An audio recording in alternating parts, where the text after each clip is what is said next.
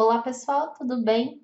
Iniciando mais um módulo, só que nós vamos iniciar de uma maneira um pouco diferente com a qual vocês estão habituados. Nós vamos ter uma aula teórica. Eu não vou explicar teoria de eletricidade, nem de física, nem de nada para vocês, mas eu preciso esclarecer alguns conceitos e unidades que eu vou abordar ao longo desse módulo e que eu não quero ficar explicando todas as vezes que eu citar. Então, nós vamos falar de conceitos básicos de eletricidade e vamos iniciar pelas unidades de medida. Bom, a primeira unidade de medidas que eu estou trazendo para vocês é o volts. O volts ele representa a tensão ou diferença de potencial elétrico. Aqui no nosso projeto nós vamos ter duas tensões. Nós vamos ter a de 127 volts ou a de 220. Então, nós vamos tratar dessas duas tensões ao longo do módulo e ao longo do curso. Além disso, nós também temos a unidade de medida ampere. A ampere ele é a unidade de corrente elétrica. A corrente elétrica ela é o quê? Ela é o deslocamento de cargas dentro de um condutor. Então, nós vamos ter dois tipos de tomadas aqui no nosso projeto. A gente vai ter uma tomada de menor potência e uma tomada de maior potência. Então, as de menor potência, elas costumam ser de 10 amperes, que são as tomadas comuns, e a tomada de maior potência, como por exemplo, uma tomada de micro-ondas, uma tomada de secador de cabelo, ela é uma tomada de 20 amperes. E como é que eu diferencio visualmente uma da outra? Eu diferencio pelo orifício de encaixe. Por quê? Porque o fio, a bitola do meu cabo é maior para a de 20 amperes. Então, eu preciso de um orifício um pouco maior para o encaixe da tomada. É muito comum a gente ter nas nossas residências todas as tomadas com um orifício de 4 milímetros, que é a de 10 amperes.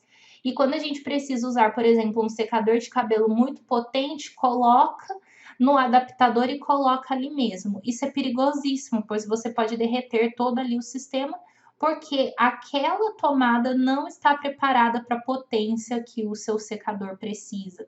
Então, você tem que ficar atento a isso. Nas tomadas de 20 amperes, o orifício ele tem 4,8 milímetros, então ele é 0,8 milímetros maior do que a de 10. Então, nós vamos tratar um pouquinho disso também. Bom, vamos conversar um pouco sobre watt, que o watt nada mais é do que potência elétrica, ele é a unidade de medida de potência elétrica. E potência elétrica é a taxa de variação de energia. Aqui eu trouxe alguns exemplos para vocês, mas todos os objetos eletrônicos, elétricos que você possui na sua residência, ele possui uma potência elétrica, seja o monitor do computador que você está usando, seja o carregador do seu celular, seja o ferro de passar roupa, seja o chuveiro. Aqui eu trouxe dois extremos para vocês. Por exemplo, uma lâmpada de LED, ela tem 6 watts. E uma lâmpada de LED de 6 watts, ela é super forte. Já um chuveiro elétrico 220 volts, por exemplo, ele tem 4.500 watts. Então, aqui a gente tem os extremos normalmente de uma casa, algo com a potência bem baixa e algo com a potência mais alta. Por isso que o chuveiro elétrico ele gasta muito mais energia do que uma lâmpada de LED. Bom, continuando aqui, então nós temos agora a parte de cargas. Eu vou explicar um pouquinho melhor no próximo slide para vocês, mas basicamente nós temos carga aparente. Carga aparente ela é medida em volt-ampere. Então, carga aparente é a capacidade total de potência suportada. Então, quando você fizer o seu dimensionamento, o nosso projeto ele já está dimensionado, então nós não temos essa etapa, mas quando você fizer esse dimensionamento, a carga aparente é o máximo de carga que aquele circuito ou aquela tomada aguenta. Em seguida, nós temos a carga ativa, que é medida em watts, e ela é a potência usada pelo aparelho. Então, a gente já falou da potência ali atrás, então ela é chamada de carga ativa, que é essa potência. Nada mais é do que o trabalho útil, porque muitas vezes você pode conectar o seu aparelho em uma rede que tenha uma carga aparente ali acima maior, mas ela não usa tudo aquilo. Então, o que ela usa é chamada de watt. Nós também temos a carga reativa. Ela é medida em volt-ampere reativo. Ela está presente em capacitores ou condensadores, indutores. Então, ela não é muito presente dentro de um projeto residencial como no nosso, mas ela existe.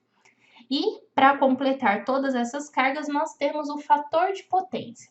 O fator de potência ele é adimensional. E o que ele significa? Ele é a medida de quanto de potência elétrica consumida está de fato sendo convertida em trabalho. Por exemplo, o seu equipamento ele pode consumir uma potência muito alta, só que ele não converte toda essa potência em energia mecânica ou energia térmica, ou seja, qual for a energia. Então, ele não está aproveitando toda essa capacidade. E lembrando que cada aparelho possui um fator de potência. Por exemplo, vocês vão ver que ao longo das aulas eu vou deixar as tomadas com fator de potência de 0,8. O que significa esse fator de potência 0,8 que eu vou utilizar nas aulas? Que apenas 80% da energia consumida é convertida em trabalho útil.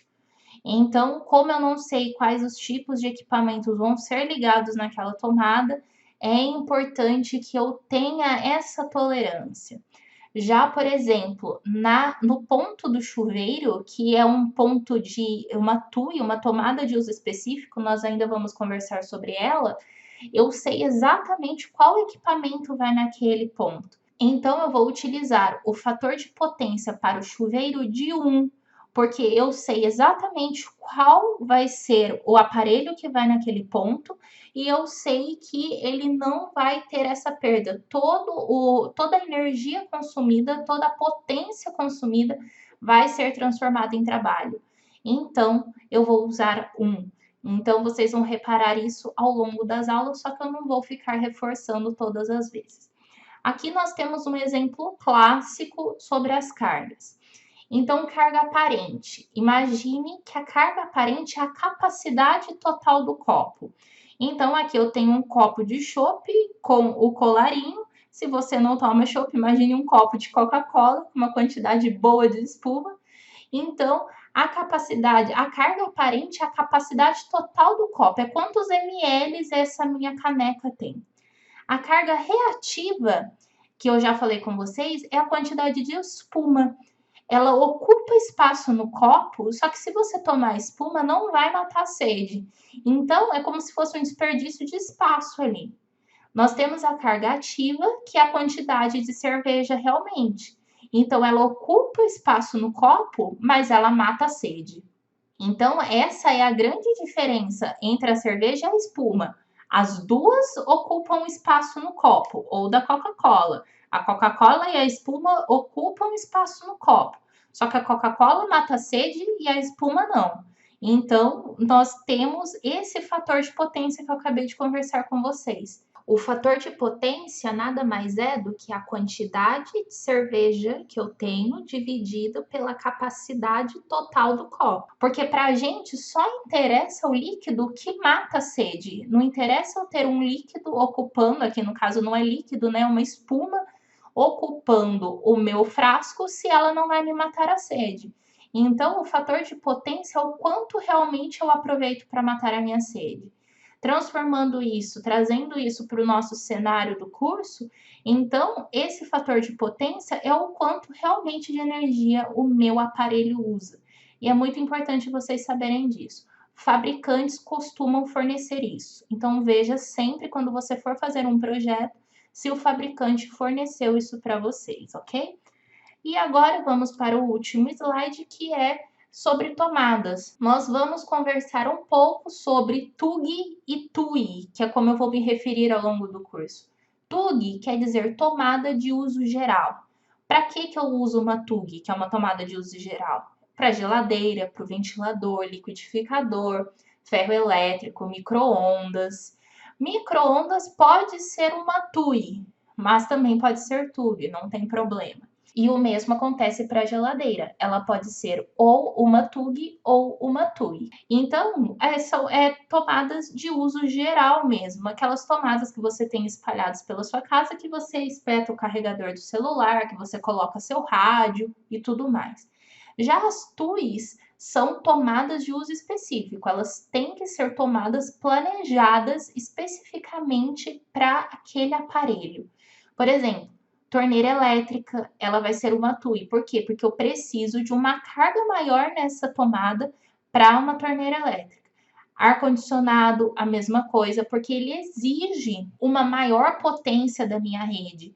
Então, o que que acontece? Eu preciso dessa tomada de uso específico. Motor de portão automático, porque ele é um motor, ele tem um trabalho útil muito elevado. Então, ele precisa bomba de piscina e chuveiro. No nosso projeto, vocês verão que a única TUI, a única tomada de uso específico é a do chuveiro. Nós não temos as outras tomadas no nosso curso. Mas aqui estão exemplos para vocês.